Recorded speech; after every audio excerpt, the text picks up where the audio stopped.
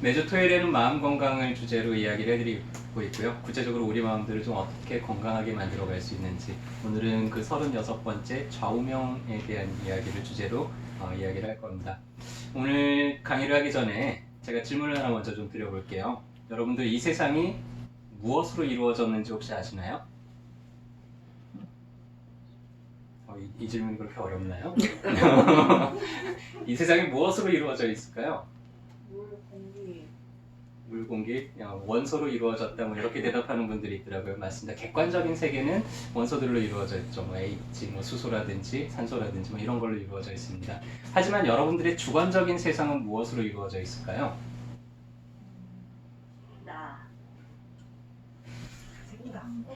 말로 이루어져 있습니다. 여러분들이 사용하는 단어들, 언어, 이걸로 여러분들의 주관적인 세상이 이루어져 있어요. 여러분들 이 우주에 있는 모든 것들 다 알고 있나요? 아니요. 모르죠. 근데 내가 그 중에서 일부 알고 있는 단어들을 통해서 유출을 하죠. 우리가 태어나서 엄마라는 단어를 배웠기 때문에 아, 저 사람이 엄마구나 라는 개념을 얻을 수가 있었어요. 사과라는 단어를 배웠기 때문에 아, 이게 사과구나라고 다른 많은 식물들하고 구별할 수가 있었고요. 여러분들이 행복이라는 단어를 알기 때문에 아, 이 느낌이 행복이야 라고 여러분들 주관적인 세상들은요, 여러분들이 알고 있는 이 단어들로 이루어져 있습니다. 그래서요, 여러분들이 어떤 말들을 사용하는지, 어떤 단어들을 사용하는지가 어떻게 보면 여러분들이에요. 되게 중요합니다. 오늘 좌우명은 이제 그런 맥락에 있고요. 여러분들 혹시 좌우명 하나씩 가지고 계세요? 나의 좌우명 이렇게 얘기해 주실 수 있는 분 계시나요? 네.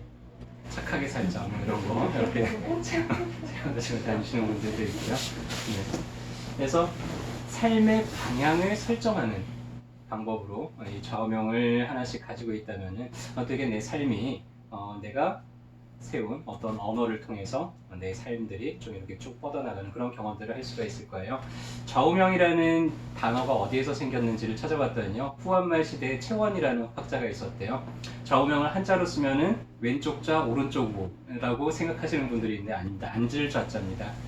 채원이라는 학자가 자기가 앉아서 이렇게 공부를 하는 그 책상의 오른쪽에다가 항상 잘 보이도록 항상 그런 글귀를 하나 쭉 적어놨대요. 14가지 되는 항목들을 적어놨는데 뭐 보면은 무도인지단, 다른 사람들의 단점을 말하지 말고 무설기지장, 나의 장점을 말하지도 말고, 그 다음에 시인 신물령, 다른 사람들로부터 도움을 받았으면은 그 마음을 항상 되새기고, 수시 신물망, 내가 누군가를 도와줬다면 그런 걸 기억하지 말고 뭐 이런 식으로 쭉 자기 삶을 이끄는 한 14가지를 날마다 이렇게 오른쪽에다가 적어놓고 수시로 그것들을 보면서 인생의 지침으로 삼았다고 합니다.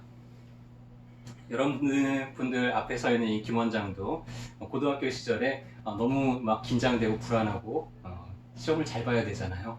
그래서 공부를 하면서 이제 저희 때는 이제 학력고사였죠. 학력고사 준비를 하면서 책상에다가 잘 보이는 데다가 6글자를 저도 적어놨어요. 진사대천명. 그것도 펜으로 획도 예쁘게 해가지고는 한 2시간 동안 막 그거를 막 색칠하면서 이 6글자를 적었습니다. 2시간 동안 뻘짓을 했을까요?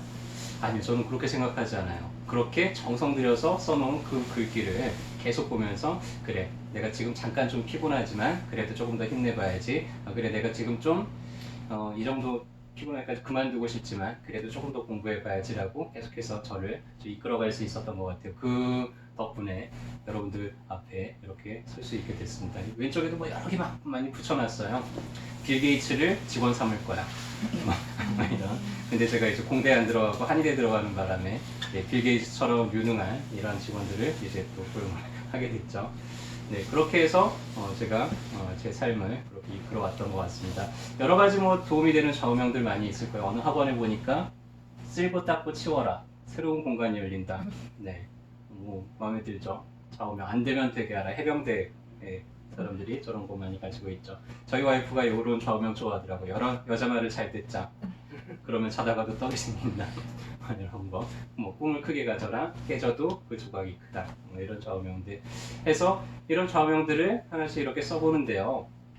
가끔 이제 저희 한의원에서는 마음이 너무 지치고 힘들어서 오는 분들도 꽤 있고요. 그런 분들한테 치료 수단으로 상담 치료들을 권유를 해드릴 때도 있어요. 그래서 상담을 하게 될 때 뭔가 많이 지쳐 있거나 아니면 의욕을 잃어버리거나 특히 이제 어린 학생들 같은 경우에 많이 불안하고 자기 장래에 대한 어떤 비전이 없거나 이런 것 때문에 이제 힘들어 있는 분들이 있고요. 그럴 때 약간 우울감에 오랫동안 이렇게 빠져 있기가 쉽죠. 그럴 때 한 번씩 좌우명 쓰기를 같이 해볼 때가 있어요. A4지 한 장에다가 한 10가지 정도 좌우명을 한번 써봅시다 하면은 이렇게 쭉 좌우명을 쓰는 거예요.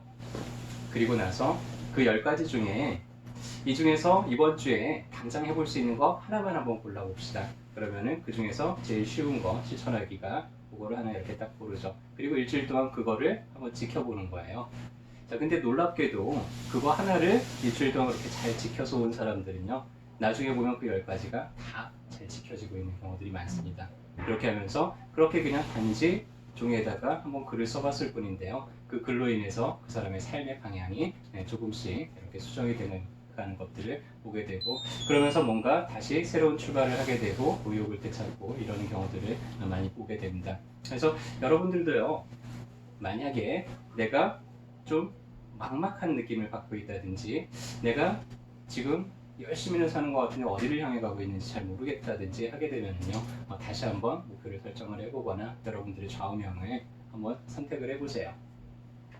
좌우명을 쓸 때 주의할 게 몇 가지가 있습니다. 그것만 하시면 되고, 그 구체적인 방법을 좀 안내를 해드리자면요, 일단은 부정적인 표현들은 쓰지 않는 게 좋습니다. 그리고 사용하지 않아야 될 단어들이 있어요.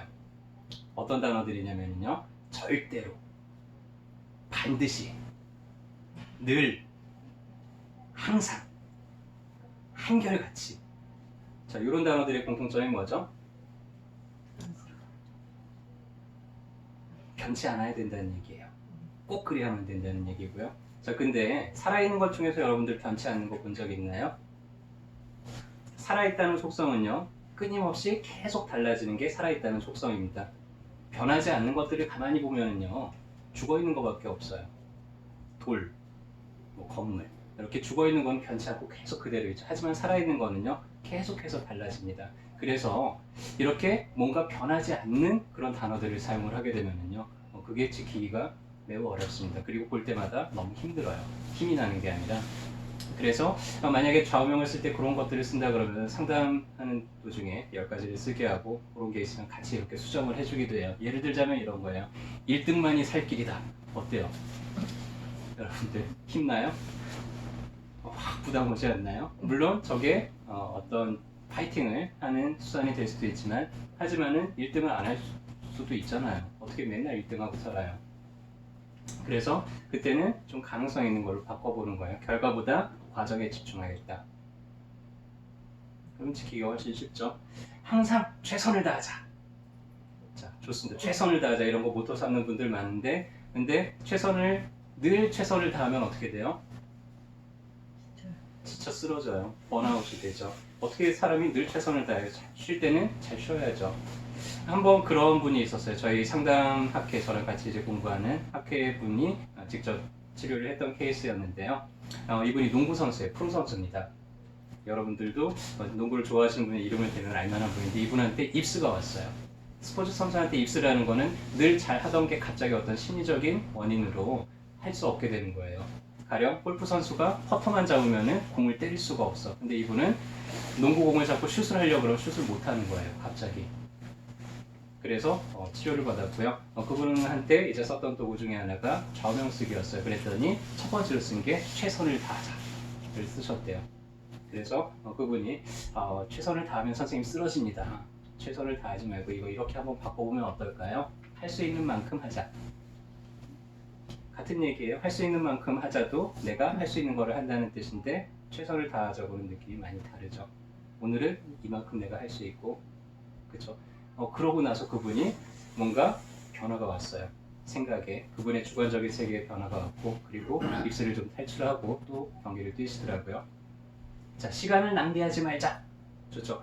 근데 부정적인 단어를 쓰면요, 이게 거꾸로 가는 경우들이 많아요. 자, 시간을 낭비하지 말자고 했지만 여러분들 머릿속에 뭐가 먼저 떠오를까요? 시간을 낭비하는 모습들이 아마 먼저 떠오를 겁니다. 여러분들, 제가 하나 여러분들한테 중요한 이야기를 할 테니까 절대로 이거 하지 마세요.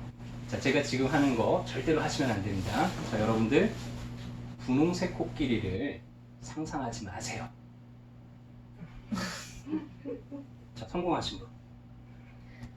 하지 말라니까 떠올라요. 네, 분홍색 코끼리가 떠오르신 분.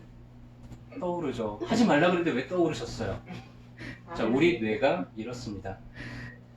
부정적인 단어를요, 절대 인식하지 못해요.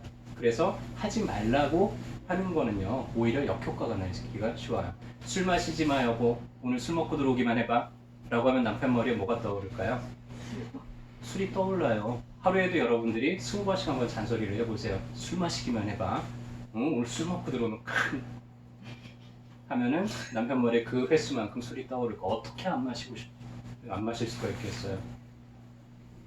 효과가 없습니다. 그래서 부정적인 단어보다는 긍정적인 표현을 쓰는 게 중요해요. 시간을 낭비하지 말자 라기보다는 계획을 세우고 계획적으로 행동하자 하는 게 훨씬 더 가능성이 높아지겠죠. 거짓말을 하지 말자 보다는 정직하게 살자, 이런 표현이 훨씬 더 좋을 거고, 진실한 사람이 되자. 실제로 내가 하려고 하는 거, 하지 말려고 하는 거를 하지 마시고요, 하려고 하는 것들을 적는 게 좋습니다. 착하게 살자.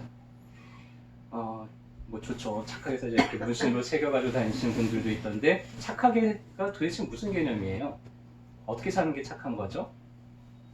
애매모호합니다. 그죠? 그래서 애매모호한 것들은 또 현실이 되기가 좀 어렵습니다. 그래서 착하게 살자보다는 타인의 조언과 충고를 잘 받아들이자, 이런 식으로 구체적으로 하는 게 좋습니다. 포기하지 말자 라고 할 때 마찬가지로 포기하는 순간들이 생각이 떠오르겠죠. 그래서 실패해도 다시 시작하자, 이런 식으로 긍정적인 표현을 쓰는 게 좋고요, 애매모호한 표현보다는 구체적인 단어를 쓰는 게 좋고요, 그리고 절대적인 반드시 이런 표현보다는 조금 좌우명에 여유를 두고 내가 실천 가능한 그런 것들을 적어놓을 때 여러분들의 삶이 그 좌우명을 통해서 점점 방향을 다시 되찾게 될 거고, 다시 잘 흘러갈 거라고 생각을 합니다. 어때요?